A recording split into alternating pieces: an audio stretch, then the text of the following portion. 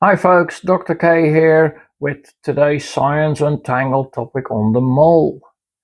Why and how do we count atoms in chemistry?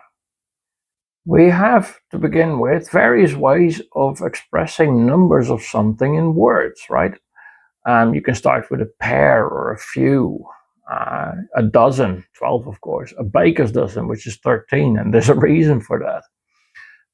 A score, 7 years ago from Lincoln's Gettysburg Address, so that's 20 by the way.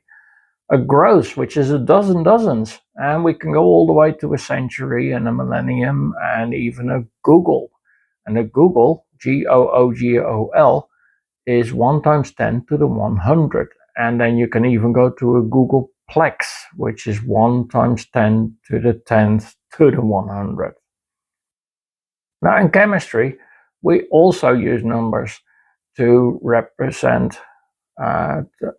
specific amounts. Okay, in this case, the mole is used to represent the amount, so the number of particles, and the value for the mole is Avogadro's number, or 6 times 10 to the 23rd, 6.02 times 10 to the 23rd, if you want to be specific about it.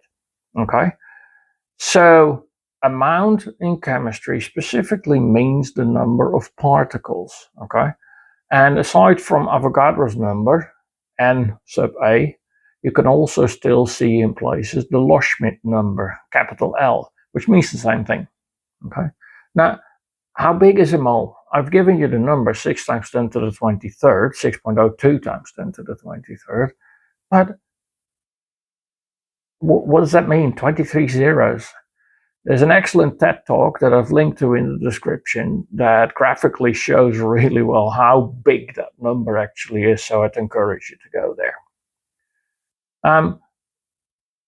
The mole, Avogadro's number, clearly named after Avogadro, who did work on it, but he wasn't alone, and he wasn't the only one to work on it. Okay, so there too, there's more history. He didn't work in a vacuum. And if you go, for instance, to the Wikipedia page on him, you'll find out more about that. Why is it this number? Why 6.02 times 10 to the 23rd? Turns out that 1 mole of any element weighs the same in grams as its atomic mass from the periodic table. If you take 6.02 times 10 to the 23rd atoms of that particular isotope of that element. So 1 mole of carbon-12 weighs 12 grams. 1 mole of carbon atoms in general weighs 12.011 grams. Okay, so if nothing else, it's a very convenient number in that sense. By the way, if you appreciate what I'm doing here and want to see more, please like and subscribe and comment afterwards with feedback to help build the channel. Back to the mole. The atomic number is of course the number of protons, which then leads us to isotopes which have different numbers of neutrons. Okay, and we use all of those together for our relative atomic mass, and I can do a separate clip on that if that's welcome as well. But going back to the mole itself, the mole, the quantity, is MOLE. The unit is mole, MOL.